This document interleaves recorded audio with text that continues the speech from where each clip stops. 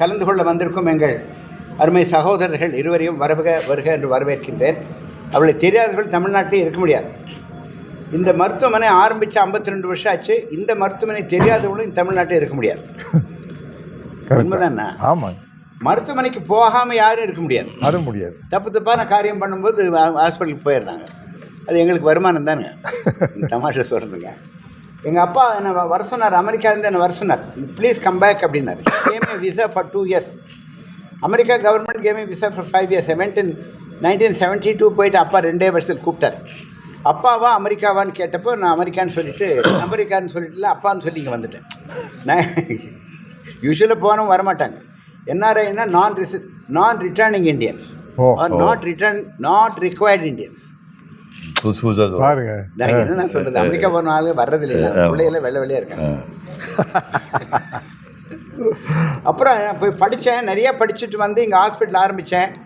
இந்தியாவில் Apollo hospital இப்போ கிடையாது, பெரிய ஹாஸ்பிட்டல் கிடையாது. நான் வந்து முதல்ல கோயம்புத்தூரில் ஆரம்பிக்கும் போது அமெரிக்கன் ஸ்டாண்டர்ட் ஹாஸ்பிட்டல் ஆரம்பிக்கணும்னு சொல்லிட்டு latest ventilator, latest ECG machine கொடுத்து ஒரு 10 பெட்டோடு ஆரம்பித்தேன். இப்போ கடைசியில் 52 வருஷத்தில் 500 பெட்டு, சுமார் 2000 பேர் வேலை பண்ணுறாங்க. என்னுடைய சன் அசோக் டாக்டர் ஆகலை, அவர் சாஃப்ட்வேர் எக்கனாமிக் ஜோன் ஆரம்பித்து அவர் 20,000 பேருக்கு வேலை கொடுக்குறாரு. வருஷத்துக்கு ஒரு 50,000 கோடி எக்ஸ்போர்ட் பண்ணுறாரு. அதனால் 50,000 கோடி நிஜமாக சொல்கிறேன். ஏன்னா நல்ல வேலை அவன் டாக்டர் ஆகும். டாக்டராக இருந்தால் கார்டியாலஜிஸ்ட், நியூராலஜிஸ்ட் அப்படி தான் இருக்க முடியும். அவர் ஒரு விஷனரிங்க. அவர் பேரோ விஷனரி டாக்டர்னு சொல்கிறேன். நானும் அதே மாதிரி விஷனரி டாக்டர். அவர் என்ன பண்ணுறாருங்க, ஒரு 10,000 பேர்த்துக்கு சொல்லிக் கொடுக்குறாரு. ஐயோ, பிஏ, பிஎஸ்சி, பிஎட் அது மாதிரி சொல்லிக் கொடுக்குறாரு. 10,000 பேருக்கு வேலை வாங்கி கொடுத்துட்றாரு, பொழப்பை உண்டாக்கி கொடுத்துட்றாரு. நான் பொழைக்க வைக்கிறேன். என்ன வசனம் பரவாயில்ல. வாழ்க்கையில் நீங்கள் என்ன ஆகணுங்கிறது, நீங்கள் சிவகுமாராக இருக்கிறீங்க, அவர் நம்ம பெரிய ஆக்டராக இருக்கார். நான் டாக்டர் ஆகணும்னு சொல்லிவிட்டு யாரோ ஒருத்தர் முடிவு பண்ணுது. யாரோ ஒருத்தர் பேர் கடவுள்னு சொல்லலாம், இல்லைன்னு சொல்லலாம், நேச்சுரல்னு சொல்லலாம். Life is to help people. அதுதான் என்னுடைய முக்கியமான கொள்கை. எப்படின்னா, மற்றவர்களுக்கு என்ன ஹெல்ப் பண்ணுமோ ஹெல்ப் பண்ணு. அதுவும் கஷ்டத்தில் இருக்கும் பொழுது, அங்கே வலிக்குது இங்கே வலிக்குது மூச்சு விட முடியல அப்படின்னு நேரம் எங்கிட்ட வராங்க. உயிரே போகிற மாதிரி வந்தாலும் எங்கிட்ட வராங்க. கொஞ்சம் நஞ்சு உசுறு ஒட்டிகிட்டு இருந்தோம்னா கேஜி ஹாஸ்பிட்டல் போனால் உயிர் பிழைச்சிக்கலாம்னு சொல்கிறாங்க. ஆனால் கொஞ்சம் நஞ்சு உயிரை ஒட்டிகிட்டு இருக்கணும். டெட் பாடியை வந்து ஒன்றும் பண்ண முடியாது. அதனால் இந்த அற்புதமான விழாவில் என்ன பண்ணுறோம், டெக்னாலஜி இல்லாமல் மெடிசன் கிடையாது. ரொபாட்டிக் எக்யூப்மெண்ட் அப்படிங்கிறது ஹார்ட்டுக்கு ஒரு 2 வருஷமாக யூஸ் பண்ணிட்டுருக்கோம். நீ ஜாயிண்ட் தேஞ்சு போதும். எங்கள் அப்பாவுக்கு நீ ஜாயிண்ட் மாற்றுறதுக்காக அந்த ஜெர்மனி போடணும். டுபிங்கனுக்கு போயிட்டு ஜெர்மனி, நானும் மோகன்தாஸ், பிபிஎஸ் மோகன்தாஸ் நல்லா தெரிஞ்சவர் தான். ஆப்ரேஷன் இங்கே பண்ணுறப்போ அமெரிக்காவில் போய் ஆப்ரேஷன் பண்ணக்கூடிய ஹார்ட் சர்ஜரி இங்கே நம்ம டாக்டர் அருண்குமார் பண்ணுறார். இப்போ இவர் பேர் மோகன்குமார், அருண்குமார். இவர் பேர் மோகன்குமார், அவர் பேர் தரணிக்குமார். இவங்க 2 பேர் தான் சர்ஜரி பண்ணுறாங்க. இது வரைக்கும் 12 ஆப்ரேஷன் பண்ணியிருக்காங்க. மற்ற ஹாஸ்பிட்டலில் 3-4 லட்சம் ரூபா செலவாகும். எங்களுக்கு 2-2.5 லட்சம் ரூபாய்க்கு முடிச்சிடுறோம். ஏன்னா நாங்கள் தர்ம ஆஸ்பத்திரி. எங்கள் அப்போலோ ஹாஸ்பிட்டல் மாதிரி, அப்போ வேறு சொல்லக்கூடாது, அப்போலோ ஹாஸ்பிட்டல் மாதிரி பெரிய கார்பரேட் ஹாஸ்பிட்டலில் 6 லட்சம் ரூபாய் ஆப்ரேஷன் பண்ணுறது நாங்கள் 2 லட்சம் ரூபாய்க்கு பண்ணுவோம். அதனால் இது ஏழை மக்களுக்காக ஏற்படுத்தப்பட்ட மருத்துவமனை. ஆனால் டெக்னாலஜி இஸ் ஹை. நம்ம வாஜ்பாய் அவர்களுக்கு சர்ஜரி பண்ணுறதுக்காக ரனாவத்துன்னு சொல்லிட்டு அமெரிக்காவிலேருந்து ஏரோப்ளைனில் வந்தாங்க. 7 கோடி ரூபா செலவாச்சு ஒரே ஒரு ஜாயிண்ட் மாத்திரம், பிரீச் கேண்டி ஹாஸ்பிட்டலில். அதே சமயத்தில் எங்கள் ஹாஸ்பிட்டல் டாக்டர் சக்திவேலுக்கு திருச்செங்கோட்டு இருந்த ஆளுக்கு, செங்கோடனுக்கு 30,000 பண்ணார். You must be an American in the brain. You must be an American in the brain, Indian in the heart. என்னண்ணா அப்படியே தான் இருக்குது. அதுக்கு தான் அமெரிக்கா போகிறது. Understand the technology and come back and help our people. நீங்கள் சொல்கிறது பார்த்தீங்கன்னா, அப்துல் கலாம் வந்து பார்த்தப்போ என்ன இவ்வளோ பேருக்கு ஆப்ரேஷன் பண்ணுறேன்னு கேட்டார். சார் அவங்ககிட்ட கையில் காசுமே இல்லை, ஒன்றும் இல்லை. எவ்வளோ பணத்தை கொடுப்பார்? ஒன்றும் பணம் இல்லைங்க, நாங்களே போய் கூட்டிகிட்டு வரதுனா வில்லேஜாக திருப்பூர், கருமத்தம்பட்டி கூட்டிகிட்டு வர்றது தாங்க. 1 லட்சம் பேர் கூட்டிகிட்டு வந்து ஆப்ரேஷன், கண் ஆப்ரேஷன் பண்ணி உள்ள லென்ஸை வச்சு ஆப்ரேஷன் பண்ணி 90,000 பேருக்கு பண்ணியிருக்கோம். The technology which can help the poor man is a good technology. Technology பெரிய டாடா பிர்லாக்கு ஹெல்ப் பண்ணி என்ன பிரயோஜனம்? நமக்கு ஹெல்ப் பண்ணணும் அப்படிங்கிறா இந்த ஹாஸ்பிட்டல் ஆரம்பித்தோம். இந்த ரொபாட்டிக் மிஷினை இன்னைக்கு காலையில் வந்து 2 பேரும் இனாக்ரேட் பண்ணாங்க. ரொம்ப கைராசிக்காரங்க 2 பேரும் கொங்கு நாட்டு தங்கங்கள். அவங்கள வந்து இது மாதிரி பண்ணி கொடுத்து ரொம்ப சந்தோஷம். எங்கள் டாக்டர்ஸ் 2 பேருக்கு பேர், அவர் பேர் மோகன்குமார், இன்னொருத்தர் பேர் தரணிக்குமார். அவர் அழகருங்கிறவர் head of the department, spine surgeon, முதுகெலும்பு முதுகெலும்பு ஆப்ரேஷன் பண்ணுற டாக்டர். அது ராஜசேகர் அங்கே எக்ஸ்பர்ட்டு. அதே மாதிரி அவர் மாதிரிங்க இவர் வெள்ளூரில் 10 வருஷம் ஒர்க் பண்ணிவிட்டு ஃப்ரான்ஸில் 1 வருஷம் இருந்துட்டு இங்கே வந்து ஒரு 25-30 ஆப்ரேஷன் ஒரு மாதத்துக்கு பண்ணுறாருங்க. ஓ, நல்லா பண்ணுறாரு. முதுகெலும்பு ஆப்ரேஷன் பண்ணுறது பயம், எல்லாத்துக்குமே பயம். வேறு என்ன சார் கேள்வி கேளுங்க சார். இப்பொழுது கோவை மாதிரி இந்த ஒரு ஊரில் வந்து நீங்கள் பிறந்து வந்திருக்கக்கூடிய ஊர், உங்களுடைய சொந்த ஊர், இந்த பகுதியில் மருத்துவ கட்டமைப்பு இந்த அளவுக்கு மேம்படுத்துறது நீங்கள் எப்படி பார்க்குறீங்க? உங்களுக்கு எப்படிப்பட்ட ஒரு உணர்வுபூர்வமாக ஒரு ஃபீல் இருக்குது சார்? என்ன காரியங்களா? மற்ற மாவட்டங்களில் எப்படி இருக்குன்னு தெரியாது. சென்னைக்கு அடுத்து கோவை மாவட்டம் ரொம்ப அட்வான்ஸ்டாக இருக்குதுங்க. இல்லை, சந்தேகமே கிடையாது உங்களுக்கு. சென்னைக்கு பிறகு வந்து எல்லா மருத்துவ வசதிகள் உள்ள ஒரு ஊர் கோவை தான். மதுரையில் ட்ரை பண்ணுறாங்க அங்கே, பட் இருந்தால் கூட கோவை வந்து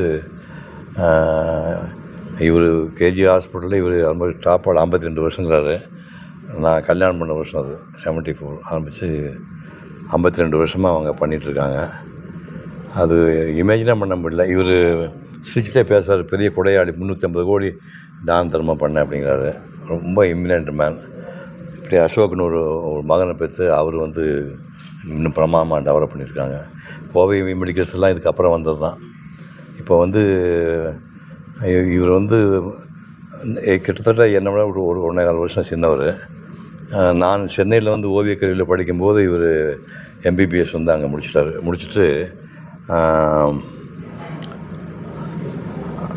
அமெரிக்கா போய் இந்த ஒரே செகண்ட் 1964 MBBS முடிச்சுடுங்க, 1968 MS முடிச்சுடுங்க. அமெரிக்காவுக்கு அதை நான் சொல்ல குறுக்க பேசாதவங்க.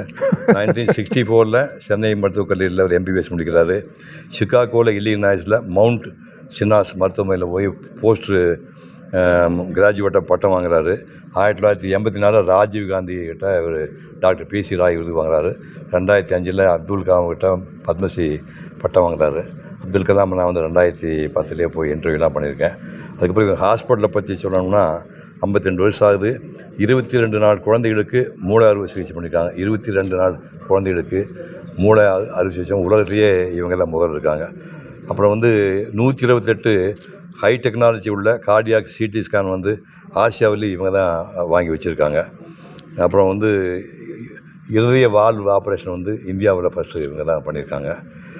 2 நாள் குழந்தைக்கு கிட்னி ப்ராப்ளம் வந்தவங்க டயாலிசிஸ் பண்ணிக்க. இந்த மாதிரி வந்து இவங்களுக்கு மிகப்பெரிய வரலாறு இருக்குது. இதை கம்பேர் பண்ணோம்னா ஒன்றுமே இல்லை. நான் பிறந்த ஊர் இங்கே பக்கத்தில் சூலூர் பக்கத்தில் சின்ன கிராமம். நான் வந்து ஆஸ்பத்திரிக்கே போனது கிடையாது.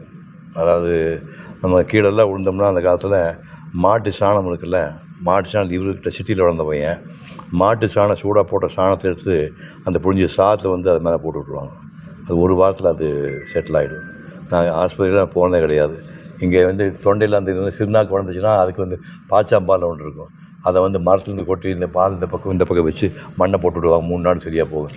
இது மாதிரி நாட்டு வைத்தியங்களில் வாழ்ந்த ஆள். அப்படி வாழ்ந்த ஆளுக்கு இப்படி ஒரு பிரமாதமான வசதி உள்ள ஒரு ஹாஸ்பிட்டலில் வந்து ரோபோட்டிக்கு இதை நான் தேர்ந்தெடுக்க வாய்ப்பு கொடுத்ததுக்காக நான் அவருக்கு நன்றி தெரிவிக்கிறேன்.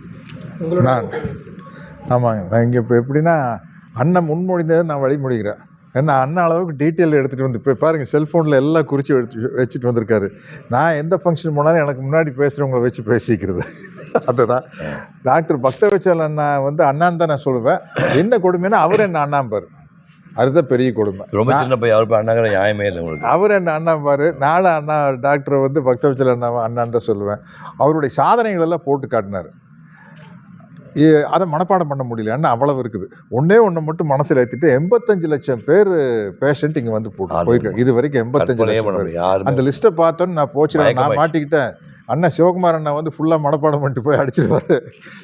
இவர் மெமரிங்கிறது அது அநியாயம். அப்படி அது எப்படித்தான் அண்ணன் எனக்கே புரிய மாட்டேங்குது. இல்லைங்க, நான் 18 வருஷமாக தெலுங்கு படம் நடிச்சிருக்கிறேன். இன்னும் ப்ராம்ப்டிங்கில் நடிக்கிறேன். எப்போவோ ஒரு 50 வருஷத்துக்கு முன்னாடி ஒரு தெலுங்கு படம் நடிச்சிருக்காரு. அந்த டைலாக் பேசி கேட்டுறாரு என்கிட்ட. అదని బహారిదియా గురించి సేవకి అమోఘమైన వరముని దిగాత ఆ సంగతి వారికి గుర్తు చేసి లోక కళ్యాణానికి నాంది గాథలు ఆరంభించు 1966 వేసి தெலுங்கு டைலாக். ஞாபக சக்தி அதிகமாக. ஞாபக சக்தி. ஆர்கன் டொனேஷன் பொதுவாக நீங்கள் நிறைய அவேர்னஸ் பண்ணியிருக்கீங்க. இன்னும் மேம்படுறதுக்கு என்ன மாதிரி வேணும்? ஆர்கன் டொனேஷனு, உடல் உறுப்பு தானங்கள் இன்னும் மேம்படுறதுக்கு என்ன பண்ணலான்னு கேட்குறேன். உடல் உறுப்பு தானம் பண்ணுறதுக்கு முதல்ல நாம் உடம்பை நல்லா வச்சுக்கணும். நீங்கள் உடம்புல வச்சுருந்தா இன்னொருத்தங்க தானத்துக்கு ஏன் போகணும்? இப்போ உங்களுக்கு இது ஒரு நாளைக்கு வந்து காலையிலேருந்து மறுநாளுக்குள்ளே 2 லிட்டர் தண்ணி குடிக்க சொல்கிறான். 2 லிட்டர் தண்ணி குடித்து ஃப்ளஷோ கிட்னி த்ரூ மவுத்துங்கிறானுங்க. அதை நீங்கள் ஒழுங்காக பண்ணால் உங்களுக்கு கிட்னி பிரச்சனையே வராதில்ல. அப்புறம் எதுக்கு தானத்துக்கு நீங்கள் வராங்க? நீங்கள் கண் இருக்குது, கண்ணில் வந்து கம்ப்யூட்டர் உட்காந்துட்டு இப்படியே பார்த்துருக்குறீங்க. அப்போ வேறு படியாமல் ஒரு 8 வயசு 10 வயசு மாதிரி சோடா பிடி கண்ணாடி போட்டுக்குது. கண்ணில் வந்து ஒரு நீரோட்டம் இருக்குது. கண் ஏன் சிமெண்ட்டும் தெரியுமா? அது இந்த ஷட்டை க்ளோஸ் பண்ணும்போது உள்ள அந்த வாட்டர் சர்ஃபேஸை இப்படி பண்ணுறக்காது. நீங்கள் இப்படியே பார்த்துட்டு ட்ரை ஆகி போகுது. இதுக்காகத்தான் வந்து விஸ்வேஸ்வரய்யா வந்து கண்ணம்பாடி டேம் கட்டின அவர் சொல்கிறார், கண்ணை வந்து நீ பாதுகாக்கணும்னா ஒரு சிம்பிள் விஷயம், கான்ஸ்டண்ட்டாக 8 மணி நேரம் 10 மணி நேரம் படிக்கிறேன்னா, அதாவது கண்ணை மூடி இடம் வலம் இப்படி வந்து 20 தடவை பண்ணுங்க. அப்புறம் அப் அண்ட் டவுன் பாருங்க, கண்ணை மூடிக்கணும், அப் அண்ட் டவுன் 40 பண்ணிவிட்டு இப்படி இப்படி 20 ரோலு, அப்புறம் ஆப்போசிட் ரோல் பண்ணிவிட்டு கோல்டு வாட்டரில் கிளம்பிட்டிங்கன்னா பழையபடி 10 மணி நேரம் படிக்கலாங்கிறாரு. இதெல்லாம் யார் பண்ணுறீங்க நீங்கள்? அது மாதிரி உடம்பு நீங்கள் கரெக்டாக வச்சுட்டிங்கன்னா அந்த தானம் தோன்ற பிரச்சனையே வராது. உடம்பு எல்லா உருப்படியும் நீங்கள் கரெக்டாக வச்சுக்கணும். இப்போ நீ பிளேஸ் இந்த பையன் சொல்கிறான்னா ஒரு 1.5 வயசு என்ன பையன் இப்போ நொண்டி அடிச்சிருக்கிறான். நான் அவனை கூட 1.5 வயசு பெரியவன்ல, நான் இருந்தாலும் நடக்க சொல்கிறீங்களா? அவனுக்கு இப்போ வரும்போது வீல் சேர் கிளவ மாதிரி வீல் சேரில் வந்துட்டுருக்கான். புரியுதுங்களா? நான் வந்து என்ன, நான் யோகா பண்ணுற ஆள் 1958 யோகா பண்ணிகிட்ருக்கேன். 65 வயசும் தலைகடை நின்றுருந்தேன். இப்போ இந்த ஃபோட்டோ உங்களுக்கு எனக்கு காட்டு தலைகடை நின்றுருந்தேன். எல்லா எக்ஸசைஸ் பண்ணுவேன். காஃபி டீ சாப்பிட்டு 68 வருஷம் ஆகுது. 68 வருஷம் அது காஃபி டீ சாப்பிட்டு. அப்போ நீ உடம்பு நீ கரெக்டாக வச்சுட்டு இருந்தீங்கன்னா, இப்போ இவர் வந்து இப்போ எனக்கு தொப்பை இருக்குது தேவை தொப்பி, இவர் எம்ஜிஆர் சிஷியன். எம்ஜிஆர் கரலா கட்டை கொடுத்துருக்காரு. எம்ஜிஆர் கரலா கட்டை எடுத்து இன்னும் கரலா கட்டையாக சுற்றிட்டு பாருங்க எப்படி வச்சுக்கிறேன். கொஞ்சம் இறங்கி போச்சு தொப்பி. நான் பார்த்த நாடு இருந்து இவர் என்னோட 13 வயசு சின்ன பையன், பெரிய ஆள் தாடி வச்சு முடிவு பண்ணாதீங்க. ரொம்ப சின்ன பையன். இன்னும் தொப்பையில் பார்த்தீங்கன்னா எனக்கு தொப்பை இருக்குது. எனக்கு கேட்டால் அவர் எம்ஜிஆருடைய ஆள். உடம்பு பாதுகாக்கல ரொம்ப அருமையான மனுஷன். உடம்பு நீங்கள் பாதுகாத்துட்டா இன்றைக்கி தானம் தரத்தே போக வேண்டிய அவசியம் இல்லை. அடுத்த கேள்வி. உடம்பு ஒரு ஆலயம்னு சொல்கிறேன். ஆலயம். வேறு தம்பி போதுமாடாங்கண்ணா? இல்லை அவரை நீங்கள் கேள்வி ஒன்றும் கேள்வியை கேட்கலையே. என்னங்கண்ணா? நீங்கள் எப்படி சுறுசுறுப்பாக இருக்கிறீங்க? நான் சுறுசுறுப்பாக இருக்கேன். நான் காலையில் எந்திரிச்சோன்னே எனக்கு எந்திரிச்சோன்னே எக்ஸசைஸ். நான் வந்து முதல் வேலையை எக்ஸசைஸ் பண்ணிட்டு தான் ஒரு 1/2 மணி நேரம் 20 நிமிஷம் கழிச்சு தான் நான் காஃபி குடிப்பேன். காலையில் காஃபி குடிப்பேன். காஃபி குடிச்சிட்டு மறுபடியும் எக்ஸசைஸ். அப்புறம் சின்ன வயசில் தண்ணி அடிச்சிருக்காரு. இப்போலாம் படிக்கிறது அதெல்லாம் இல்லாமல் அப்புறம் எப்படிங்க? அதெல்லாம் இப்போ கிடையாது. அது தண்ணி காஃபி டீ அப்படின்னா தண்ணி அடிப்பேன் நான். அது நீங்கள் நான் யாராச்சும் ஒருத்தர் தான் உங்களை மாதிரி இருக்க முடியும். அதனால் என்னை பொறுத்த வரைக்கும் நேரம் கிடைக்கும் போதெல்லாம் எக்ஸசைஸு. ஷூட்டிங் ஸ்பாட்லேயும் இப்போ எங்களுக்கு கேரவான் கொடுத்துட்றாங்க. நான் வந்து கேரவான்குள்ளேயே நடப்பேன். காலையில் 9 மணிலேருந்து 6 மணிக்குள்ளே ஷூட்டிங். 6 மணி வரைக்கும் ஒரு ஷூட்டிங் ஷெட்யூல்னா ஷூட்டிங் ஷெட்யூல்னா காலையில் 9லேருந்து 6 மணிக்குள்ளே குறைஞ்சபட்சம் ஒரு 45 நிமிஷம் நடந்துடுவேன் கேரவான்குள்ளேயே. சும்மா பொடி நட. அதுக்காக நல்லா வேகமாக நம்ம கவுண்டமணியான சொல்லுவார், நடக்கிறது எப்படி நடக்கணும்னா கடங்காரம் துரத்துற மாதிரியே நடக்கணும். அப்போ தான் வேகமாக நடப்புமாமா. பின்னாடி கடங்காரம் துரத்துனா எப்படி இருக்கு? கடன் வாங்கி 3 மாதம் ஆச்சு, வட்டியும் கொடுக்கல அசலும் கொடுக்கல, எங்கடா போகிறேன்னா நம்ம ஒரு வேகம் போவோம் இல்லைங்க. அப்படி நடக்கணும்னு கவுண்டமணியான சொல்லுவார். அது அப்படி இல்லை, அவ்வளோ ஸ்பீடாக நடக்க முடியாது. நடப்பேன். மறுபடியும் சாயந்தரம் வந்து ஒரு கொஞ்சம் எக்ஸசைஸ் பண்ணிக்குவேன். அதனால் வந்து எக்ஸசைஸையும் வாழ்க்கையும் தனியாக பிரிச்சுக்கிறது இல்லை. எக்ஸசைஸோடு சேர்ந்தது தான் வாழ்க்கை அப்படின்னு வச்சுக்கிறது. முடிஞ்ச வரைக்கும் மனசு சந்தோஷமாக வச்சுருக்கணும். இப்போ இந்த சுச்சுவேஷனில் நம்ம எப்படி மகிழ்ச்சியாக இருந்துக்கலாம், எப்படி இருக்கலாம்? அண்ணன் டாக்டர் பக்தவச்சல் அண்ணன் அடிக்கிற ஜோக்கெல்லாம் கேட்டு சந்தோஷமாக இருந்துக்கலாம்.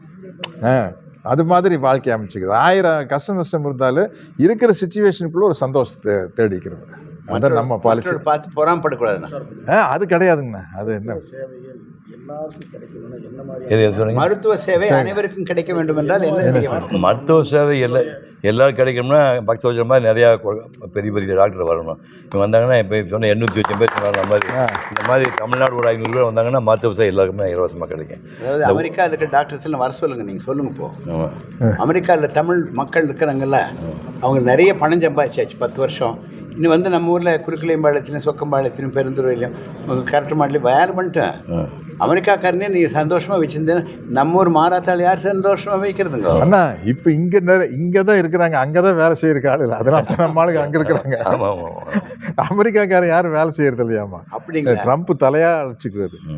சார், இன்றைய வாழ்வியல் கட்டத்தில் வந்து இருக்கிற ஜென்ரேஷன் எல்லாமே அதிக மன அழுத்தம் அதிகமாக வந்து வீட்டில் யார்ட்டையும் பகிர்ந்துக்காமல் அவங்களே மனசில் போட்டு போதிச்சு அவருடைய வாழ்க்கை வந்து நீங்கள் பார்த்தீங்கன்னா ஜென்ரேஷன் ஒரு மாதிரி ஹெல்த் இஷ்யூஸ் ஒரு பக்கம் இருந்தாலும் அந்த மன அழுத்தம் நிறையா டிப்ரெஷன் சொல்கிறேன். அதை ஒன்றும் விஷயம் இல்லை சார். நீங்கள் நீங்கள் பெரிய ஆள்னு நினைக்காம எல்லார்கிட்ட பழகுனாலே உங்களுக்கு மன அழுத்தம் வராது சார். இப்போ நம்ம வீடுகளில் எப்படி இருக்குன்னா, எல்லாம் செல்ஃபோனை கையில் வச்சுட்டு நான் ஒரு பக்கம், என் பொண்டாட்டி ஒரு பக்கம், ஒரு பையன் ஒரு பக்கம் வந்துட்டோம்.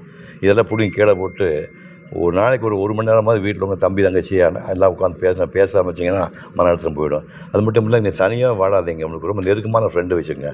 இப்போ சத்யராஜ் ஒரு சாமிலாம் சொல்கிறேன், சாமிக்கு சொல்கிறேன், நாங்கள் 2 பேரும் நிறைய சண்டை போட்டுக்குவோம். நான் நிறைய ஷேர் பண்ணியிருக்கோம். எந்த மாதிரி ப்ராப்ளம் வந்தால் ஷேர் பண்ணிக்குவோம். உங்களுக்கு உங்கள் வயசுக்கு தகுந்த மாதிரி ஒரு 4-5 ஃப்ரெண்ட்ஸ் வச்சுட்டிங்கன்னா, ஏதாவது மன அழுத்தமாக பிரச்சனை வந்ததுன்னா அவங்ககிட்ட ஓப்பனாக பேசுங்க. அது பேசும்போது உங்கள் பாரம் குறைஞ்சிடும். அது மாதிரி தனியாக மட்டும் வாழ முயற்சி பண்ணாதீங்க. இது சோஷியல் அனிமல் தான் மனுஷன். உங்கள் சுற்றி ஒரு நல்ல நண்பர்களுக்குன்னு ஒரு 65-70 வயசுக்கு அப்புறம் எனக்கு வந்து சம்ப மாட்டேங்க, எனக்கு வந்து 85 வயசு ஆகுது. உலகம் பூரா வந்து கிட்டத்தட்ட 20 ஃப்ரெண்ட்ஸ் வச்சுருக்கேன். ஒருத்தவங்க 1.5 மணி நேரம் பேசுவேன். ஃபோன் என்ன சார்ஜ் வரும்னு அது வேறு விஷயம். 1.5 மணி நேரம் ஃபோனில் பேசுவேன். அந்த அளவுக்கு அவன் தன்னுடைய மேட்டர் சொல்லுவான், நான் அவன் சொல்லுவேன். அந்த மாதிரி உங்கள் மன அழுத்தம்லாம் வர காரணமே நீங்கள் தனியாக இருக்கிறீங்க. அது இருந்துட்டு நிறைய ஃப்ரெண்ட்ஸோடு இருந்தீங்கன்னா எல்லாம் சரியாக போயிடும். சார் இன் க்ளோசிங் ஒரு கொஸ்டின் மட்டும் சார் டு ஈஸி. ஏன்னா நீங்கள் 3 பேருமே வந்து ரொம்ப இவ்வளோ ஏஜாக இருந்து சாரி சார் ரொம்ப ஆக்டிவாக இருக்கீங்க, ரிஸ்காக இருக்கீங்க. இல்லை அது பரவாயில்ல. அப்படி இருக்கும்போது ஒரு tip for young generation from you and you sir, ஒவ்வொருத்தராக நீங்கள் ஒரு பாயிண்ட் சொல்லுங்கள். ஒரு டிப். ஆமாம், மென்டல் ஹெல்த்து ஃபிசிக்கல் ஹெல்த்து இப்படி இருக்குது. அதாவது மன வலிமையும் உடல் வலிமையும் பின்னி பிணைஞ்சிருக்குது. அதை வச்சு அதை 2 கண்ணாக வச்சு பாதுகாத்தோம்னாலே போதும். உங்களோட ஒப்பீனியன்? நான் சொல்கிறது சார், ஹெல்த்தியாக இருக்கிறதுக்கு ஒரே வழி வந்து இந்த மாதிரி டாக்டர் நம்பாதீங்க, நமக்கு தேவையே கிடையாது. நீங்கள் வந்து உடம்பு கரெக்டாக வச்சுருந்தீங்கன்னா பக்த வச்சு நமக்கு தேவை கிடையாது. அதாவது இது வந்து 2வது ஹார்ட்டுங்கிறாங்க. புரியுதா? முழங்காலுக்குள்ள கால் 2வது ஹார்ட்டுங்கிறாங்க.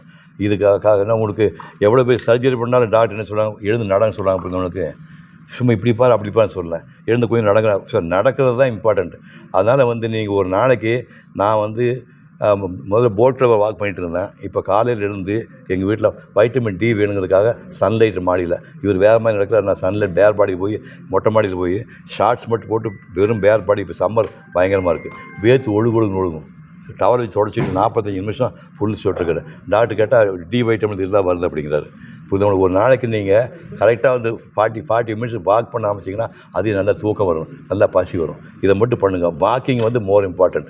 நீங்கள் எக்ஸசைஸ் பண்ணுறது இது மாதிரி ஜிம்முக்கு போகிறது, சூர்யா மாதிரிலாம் அதை பண்ணலாம். அது எக்யூப்மெண்ட்லாம் விலை கொடுத்து ஜாஸ்தி வாங்கணும், எல்லா வயசுலையும் பண்ண முடியாது. பாடி பில்டர்ஸ்லாம் ஜாஸ்தி வயசு உயிரோடு இல்லை. யோகா வாழ்ந்தவங்க 90 வயசு ஆடி இருந்திருக்காங்க. ஞாபகம் வச்சுக்கோ. ஓகே, சொல்லுங்க. பாடி பில்டர் வந்து பெரிய ஆளுகள் இல்லாமல் யாரோ ஒருத்த மட்டும் கல்கட்டா இருந்தால் சொன்னாங்க 85 வயசு. பாக்கி எல்லாம் பாடி பில்டர் ஹெவி பண்ணி அளவுக்கு மீறி ஸ்ட்ரெயின் பண்ணி மசில்ஸ் டைட் பண்ணும்போது ஏஜ் குறைஞ்சி போகுது. யோகா பண்ணுறாரு, மற்ற மாதிரி இந்த மாதிரி வாக்கிங்கில் பண்ணுறவங்க ரொம்ப வருஷமாக நீங்கள் பாருங்கள். ஒரு 70 வயசு 90 வயசு பிராமின்லாம் வந்து சர்வசாதாரணமாக வயசானாலே உயிரோட பையன் கேட்டால், அவன் வயசானப்போ இந்த ஆடு மாடு கோழி குஞ்சா திங்க மாட்டான். 40 வயசுக்கு அப்புறம் அவனுக்கு எல்லாம் ஜீரணமாகாது. புரியுது உங்களுக்கு? அவன் டக்குன்னு ரசஞ்சாரம் மோதுசாரத்துக்கு போயிடுவான். இவங்க வந்து பெரியார் சொன்ன மாதிரி இது 95 வயசு ஆடு மாடு கோழி சாப்பிட்டு ஜீரணம் பண்ண முடியாமல் 95 வயசில் ஆடு மாடு கோழி எல்லாம் பெரியார் வந்து அசைவம் கடைசி சமூக நீதியை தான் மெயினாக அதை சொன்ன அசைவம் சாப்பிட சொல்லியிருக்காங்க. நம்ம எங்கிட்ட இருக்குது இல்லை அசைவம் சாப்பிடுறது மஸ்ட்டுங்க. நான் டாக்டர்கிட்ட கேளுங்க, ப்ரோட்டீன் அதில் தான் இருக்குது. நீங்க செய்வீங்க இல்ல அசைவத்தை 40 என்ன சொன்னாரு இவர் சொன்னதை நான் ஒத்துக்கிறேங்க. சூர்யாடு சொல்லி காய்ச்சல் சொல்லியிருக்கேன். 40-45 வயசுக்கு ப்ரோட்டீன் வேணும், அசைவம் சாப்பிடுங்க. 45க்கு அப்புறம் அது அவ்வளோ தேவையில்லை, குறைச்சிக்கலாம்.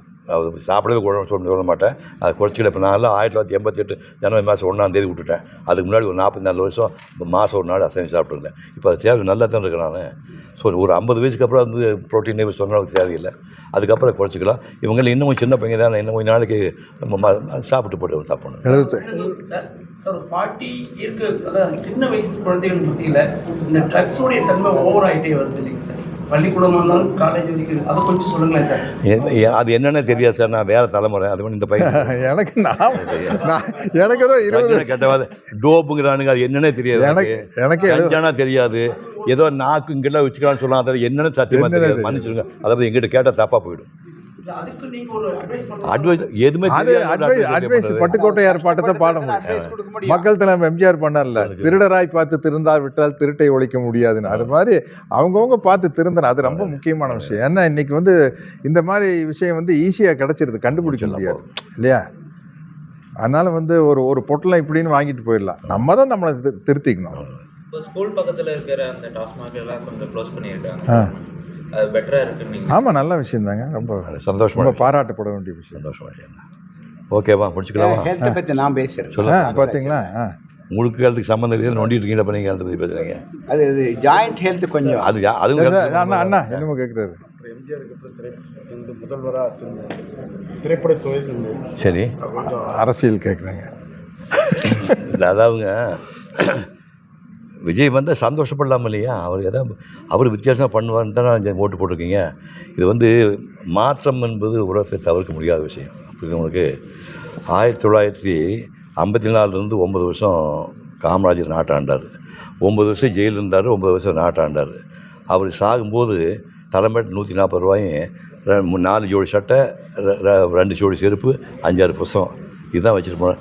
அந்த மாதிரி ஒரு தலைவர் நீங்கள் பார்க்க முடியுமா? சாகும்போது சொத்தே அவருக்கு ஒரு தலைகணி கடையில் ஒரு 140 ரூபாயும் 4 ஜோடி சட்டை 2 ஜோடி 5-6 புத்தகம் செருப்பு இதுதான். அப்படிப்பட்ட காமராஜர் நீங்கள் தோக்கடிச்சிங்களே, அது ஏன் தோக்கடினா உங்களுக்கு அப்போ காமராஜர் தேவையில்லை, மாற்றம் வேணும் நீங்கள் புரியுது உனக்கு. அப்போ வந்து பக்தவச்சனமாக இருந்து சொன்னால் தமிழ்நாட்டுக்கு விஷக்கிருமிகள் பறவை எடுத்துன்னு சொன்னார். திமுக பவருக்கு வந்தோடனே விஷக்கிருமிகள் பறவை எடுத்துன்னு சொன்னார். பட் அது விஷக்கிருமிகள் நீங்கள் எப்படி சொல்கிறீங்க? அவங்க 69 வருஷம் வாழ்ந்துருக்காங்கல்ல. திமுக அதிமுக 69 வருஷம் வாழ்ந்துருக்காங்கல்ல. அதுவும் பிடிக்காம தானே இன்றைக்கி வந்து விஜய்க்கு ஓட்டு போட்டிருக்காங்க. ஸோ இது மக்கள் தான் முடிவு பண்ணுறாங்க. பொறுத்தது யார் வேணுங்கிறது மக்கள் தான் நீதிபதிகள். மக்கள் முடிவு பண்ணால் அந்த மனப்பூர்வமாக நம்ம ஏற்றிட்டு போயிடணும். கிட்டத்தட்ட ஒரு 95% இளைய தலைமுறை முதல் தலைமுறை ஓட்டு போடுறவங்க பூரா 90% வந்து காசு வாங்காமல் ஓட்டு போட்டிருக்காங்க. புரியுது? பெண்கள் நிறைய ஓட்டு போட்டிருக்காங்க. அப்போ அவங்கெல்லாம் யார்? என் பையனில் என் பேரன் ஓட்டு போட்டிருக்கான். அவன் பேரன் தான் அடுத்த வாழ போகிறவன். நான் 5 வருஷம் அது சேர்த்து போக போகிறேன். அந்த தலைமுறைக்கு வந்து எங்களுக்கு சரியான தலைவன் முடிவு பண்ணும்போது அதை தப்புன்னு சொல்லுங்க. நீங்கள் யார்? நம்ம நல்லது பண்ணுவான்னு நம்புவோம். இந்தியாவில் தமிழ்நாட்டில் மட்டும்தான் 69 வருஷம் சினிமா மட்டுமே அரசியலே அமைச்சிருக்கு, அரசியல் கட்டமே உருவாக்கிருக்கு. சரி, அது சரியா இருக்கு சார்? அது சரியா துறை சேர்ந்தவர்கள் மட்டுமே அரசியலே அமைச்சிருக்காரு சார். நீங்கள் காந்தி காலத்திற்கு அது முந்தின காலத்தில் வந்து அரசியல் தலைவர்களுடைய தாக்கம் வந்து ஜாஸ்தி இருந்தது. விடுதலை நாட்டு விடுதலைக்காக பாடுபட்ட தாக்கம் ஜாஸ்தி இருந்தது. அதுக்கப்புறம் வந்து மக்களை ஈர்த்தவங்களே க்ளோஸ்அப்பில் சினிமாக்காரங்க தான். புரியுது? நாடு சுதந்திரம் முடிஞ்சப்போ பார்த்தீங்கன்னா என்டி ராமாவாகட்டும், எம்ஜிஆர் ஆகட்டும், சிவாஜி ஆகட்டும், ஜெயலலிதா ஆகட்டும் க்ளோஸ்அப்பில் வர்றாங்க அவங்க. ஸோ இவங்க தான் மேட்னி ஐடியல்னு சொல்கிறீங்களா, இவங்க ஐடியல் ஆகிடுறாங்க. ஸோ இவங்க அந்த படத்தை வெளியாக சொல்கிறதும் வெளியே சொல்கிறது வந்து ஜனங்களுக்கு ரொம்ப பிடிக்குது. அதனால தான் அவங்களுடைய ஸ்டார்டிங்லேருந்து பாருங்களேன். இப்போ கருணாநிதி வந்து அண்ணா சினிமாவுக்கு வசனம் எழுதுனது தானே, நேரடியாக சினிமாக்குள்ள வழியாக சினிமாவுக்கு பல ஒரு வேலைக்காரி படத்துக்கு வசனம் எழுதுனது தான். அதுமாதிரி கலைஞர் வசனம் எழுதுனது தான். இன்னும் சொல்லப்போனால் அவர் காகித பூவை என்னமோ படம் நாடகம்லாம் கூட நடிச்சிருக்காரு. மனோரமா கூட கலைஞர் நாடகம்லாம் நடிச்சிருக்காரு. பேசிக்கலி நடிகர் வந்தவர். அப்புறம் அந்த குரூப்பில் தான் படத்தில் எம்ஜிஆர் வந்தார், ஜெயலலிதா வந்தார், விஜய் வந்து நாகராஜ் வந்திருக்கோம். புரியுது உங்களுக்கு? அதனால் அது மக்களுக்கு வந்து அதிகமாக நெருக்கமாகறவங்க வந்து மற்ற ஆளுகளை விட சினிமாக்காரங்க. அதனால தான் அந்த குரூப் எடுக்கணும். அதுக்கு என்ன பண்ணுறது? அவங்க எல்லாம் படித்தவனா இருக்கானுங்க. பார்த்தீங்களா? மக்களுக்கு வந்து அறியாமை இருக்க வரைக்கும் அரசியல்வாதிகளும் சினிமாக்காரன் படிச்சுக்கோங்க. புரியுது உங்களுக்கு? மக்களுக்கு அறியாமை வந்து தொடர்ந்து இருக்க வரைக்கும் அரசியல்வாதி சினிமாக்காரன் நல்லா படிச்சுக்கோங்க. உங்களுக்கு அறிவு வந்தால் நீங்கள் படம் ஏன் பார்க்குறீங்க? அப்புறம் மக்களுக்கு அறியாமை இருந்தால் ஆஸ்பத்திரிக்காரங்க பழச்சிக்கிறாங்க. அப்படி வரீங்களா? பின்னென்ன, தண்ணி போட்டால் தப்பு வரும், போடுறேன்ல, இங்கிட்டு வர்றேன்ல, ஹெல்மெட் போடுறதில்ல. அப்போ உங்களுக்கு வந்து தண்ணி போட திறந்து வச்சு உங்களுக்கு நல்லது அடிக்கடி பேஷண்ட் வரதுக்கு அப்படி சொல்லலை. என்ன சொல்கிறீங்க? என்ன வேணா பண்ணு, தண்ணி போடு, ஹெல்மெட் போட வேண்டாம், ஸ்பீடாக ஓட்டு, நான் இருக்கேன்டா பார்த்துக்கிறேன். அதாவது அயோக்கியம் பண்ணுங்க, காப்பாற்றினா இருக்கிறேன். இந்த மாதிரி ஒரு ராஜா இந்த ஒரு டாக்டர் என்ன கிரியா? உங்களை நம்பித்தான் நான் ஆஸ்பத்திரி நடத்துகிறேன். பாரியா டேஞ்சரான ஆள் பாருங்க, இதெல்லாம் நம்பிடாதீங்க பாருங்க. நீங்கள் ஒழுங்காக இருந்ததுன்னா உங்களுக்கு ஆஸ்பத்திரி தேவையில்லையா? அமெரிக்காவில் டிரைவிங் ரைட் சைடுங்க, ஆமாம் தெரியும். இங்கிலாண்டில் டிரைவிங் லெஃப்ட் சைடுங்க, ஆமாம். இந்தியாவில் டிரைவிங் சூசைடுங்க. அவரவர்கள் பேசும் வார்த்தை அவரவர்களுக்கே சொந்தமானது, அடுத்தவர்களுக்கு அல்ல. நான் ஒரு டாக்டருங்கிற முறையில் நீங்கள் கேட்ட கேள்விக்கு பதில் சொல்லிடுறேன். WHO உலக சுகாதார நிறுவனம் வாட் இஸ் ஹெல்த் அப்படின்னு டிஃபைன் பண்ணியிருக்காங்க. Physical health, mental health, spiritual health. கடவுள் போய் கும்பிடுன்னு சொல்லலை. அவனாக இருக்கட்டும், நானாக இருக்கிறேன். இதுவும் கடந்து போகும். நீங்கள் சொல்வீங்கல்ல, இதுவும் கடந்து போகும். இந்த மனோபக்குவம் இருந்ததுன்னா கவலை வராது. கவலை வந்தால் தான் தண்ணி போடுறீங்க. கவலை வந்தால் தான் சார், குழந்தைகள் நீங்கள் தானே பெற்றீங்க, இந்த குழந்தைகளை காப்பாற்ற வேண்டிய வேலை யார்? உங்களுது. அவன் செல்ஃபோனில் பேசுகிறான்னா, ஸ்மார்ட் ஃபோனில் பேசுகிறான்னா, கஞ்சா. நீ உங்கள் குழந்தை மேலே அக்கறை இல்லைன்னா 3வது மாடிலேருந்து கீழே விழுகுது. கஷ்டப்பட்டு குழந்தை வளர்ந்து நீங்கள் எப்படி குழந்தைகள் வளர்த்திருக்கீங்க? வணக்கம். எப்படி வளர்த்துருக்கீங்க? நான் வளர்க்குறேன், என் பொண்டாட்டி தான் வளர்த்தான். எங்கள் வீட்டில் அதே மாதிரி தானுங்க. ஆமாம், நான் சாயங்காலம் காலையில் 6 மணிக்கு போனால் சாயங்காலம் ட்ராமா போயிடுவேன். சொல்லுங்கள். Physical health, mental health, spiritual health, financial health. அது ரொம்ப முக்கியங்கண்ணா. ஃபைனான்ஷியல் ஹெல்த்து நாம் மட்டும் நல்லா இருந்தால் பத்தாது, நம்ம சொசைட்டல் ஹெல்த்து. ஆமாம். கரெக்டுங்களா? இத்தனையும் இருந்தால்தான். அப்போ ரெப்புடேஷன் ஹெல்த். உங்களுக்கு ரெப்புடேஷனே குறையிலையே. ஆதி காலத்துலேருந்து உங்கள் பேர் எந்த பேரும் கெடலையே. என் பேர் அதே மாதிரி கெடலை. நான் நல்ல டாக்டருங்க, நீ நல்ல ஆக்டருங்க, நல்ல தலைவருங்க. எப்படின்னு தலைவர் எப்படின்னு தலைவர் சொல்லவே இல்லையே நீங்கள். தேங்க்யூ. ஆமாம், தேங்க்யூ ராஜா. முடிஞ்சாச்சுங்க. பாய்.